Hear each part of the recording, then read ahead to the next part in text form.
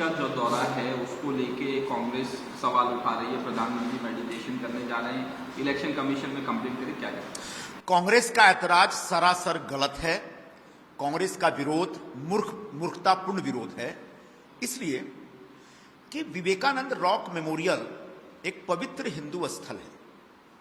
वहां कभी स्वयं स्वामी विवेकानंद जी ने ध्यान किया था, मेडिटेशन किया था, इसलिए उसका एक महत्व है।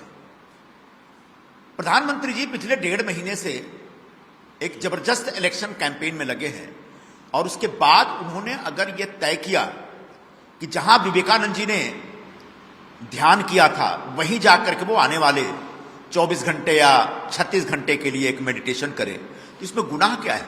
इसमें गैर कानूनी क्या है? इसमें आचार संहिता का उल्लंघन कैसे हो सकता है? किसी भी व्यक्ति को एक लंबे समय तक कैंपेन के बाद शांति और सुकून ढूंढने का अधिकार है। हां, सबका अलग अलग तरीका होता है। अगर किसी व्यक्ति को मेडिटेशन करके शांति और सुकून मिल रहा है तो वो उसकी चॉइस है। अगर बहुत सारे ऐसे लोग भी हैं जिनको शांति और सुकून चुनने के लिए पाने के लिए वीड लेना पड़ता है, गांजा पीना पड़ता है, तो वो उसकी चॉइस है, हमको उस पर कोई ऐतराज नहीं है। लेकिन जो गांजा लेने वाले, वीड पीने वाले हैं जो शांति के लिए, उनको इस मेडिटेशन का आध्यात्मिक महत्व समझ में नहीं आएगा। तो कांग्रेस का जो विरोध है वो धर्म विरोधी है, अध्यात्म विरोधी है। स्वामी विवेकानंद का विरोध कर रहे हैं ये, और हिंदू धर्म की आस्थाओं और परंपराओं का तो विरोध कर ही रहे हैं।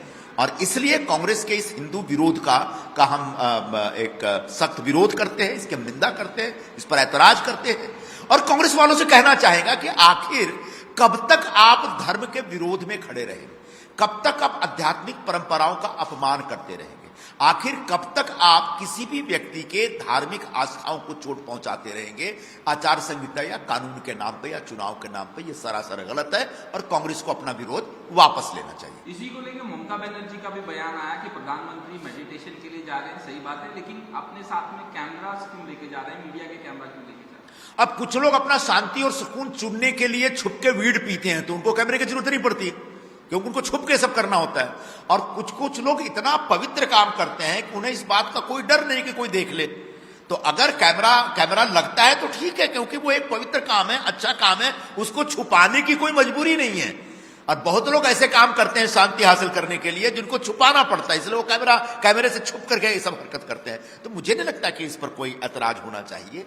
और ठीक है, प्रधानमंत्री 2019 में भी केदारनाथ गए थे और वहां पर उन्होंने एक मेडिटेशन किया था, और ये उनकी एक अपनी एक आदत, एक उनकी जो अपनी एक वो है धार्मिक आध्यात्मिक जो सोच है, उस सोच का हिस्सा है। और उसी सोच के तहत अब वो जा रहे हैं रॉक मेमोरियल पे, और वो निश्चित तौर पर उसका सम्मान होना चाहिए, उसका आदर होना चाहिए, और इससे आने वाली पीढ़ी जो नई जनरेशन है उसको भी काफी प्रेरणा मिलेगी।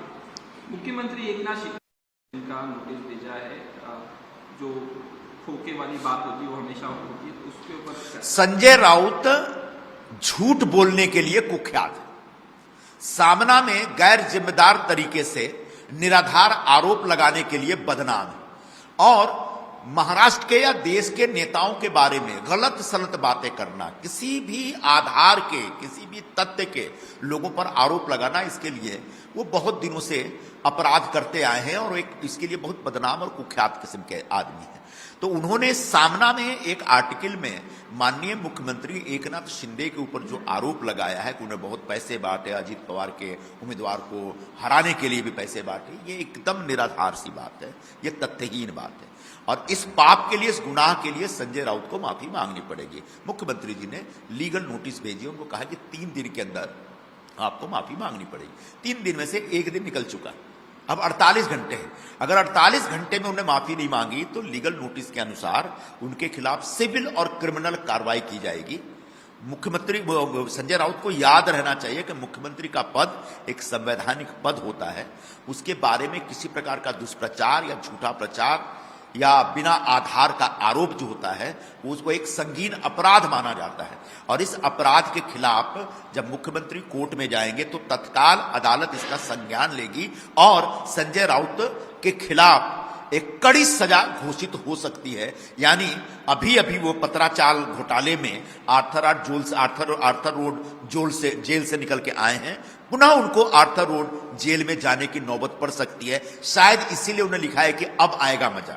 मजा इसलिए क्योंकि उनको जेल में जाकर के मजा आया था, तो दोबारा जेल जाने का उनको एक अवसर प्राप्त हो रहा है, इसलिए वो कह रहे हैं कि अब आएगा मजा। तो बिल्कुल तैयार रहिए आर्थर रोड जेल में जाने के लिए, क्योंकि पहले से आप पत्राचार घोटाले में जमानत पर हैं, खिचड़ी चोर घोटाले में ऑलरेडी आपके खिलाफ जांच चल रही है, अभी आपने तीसरा गुनाह किया है।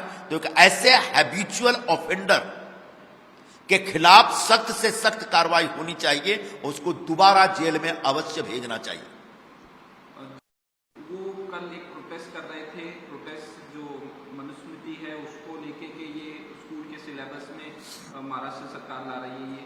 ये उसी दौरान उन्होंने बाबा साहेब अम्बेडकर का एक पोस्टर था वो फाड़ दिया। उनका कहना है कि उन्होंने गलती से फाड़ दिया। आप क्या देखिए, भारतीय संविधान के जो निर्माता हैं डॉक्टर बाबा साहब अम्बेडकर जी, जो हम सबके लिए बहुत ही परम पूज्य है, भारत रत्न है देश के, उनके प्रति इस देश में हर व्यक्ति के मन में आदर है।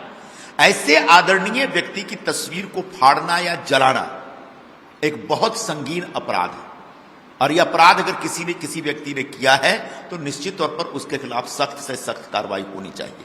अब जानबूझ के किया, अनजाने से किया, मुझे नहीं मालूम है, लेकिन यह अपराध हुआ है और इस अपराध की सजा उस व्यक्ति को जरूर मिलनी चाहिए। पूना में जो कार के ऊपर सवाल उठाए जा रहे हैं, सरकार के ऊपर सवाल उठाए जा रहे हैं, पुलिस प्रशासन के ऊपर सवाल उठाए जा रहे हैं, क्या कहना चाहिए? देखिए, पुणे में जो कार दुर्घटना हुई जिसमें 2 नौजवान आईटी एग्जीक्यूटिव की डेथ हो गई, वो एक बहुत ही दुखद घटना है। और उस घटना में साफ साफ दिखा कि एक बहुत रसूखदार बिल्डर, उसका एक नाबालिग बेटा था, वो शराब पी करके गाड़ी चला रहा था।